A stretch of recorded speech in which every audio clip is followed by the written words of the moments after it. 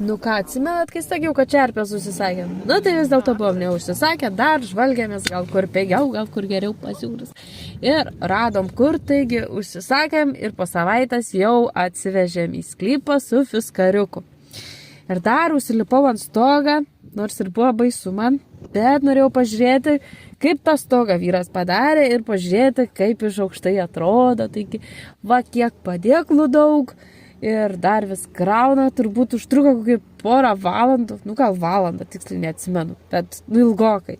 Ir iš po čerpių atėjo kai kas kita, ogi kas, taigi langai. Langus gamino 3 savaitės, galėjo ir ilgiau, nes šiaip dar 2 savaitės palaikėm pas jų.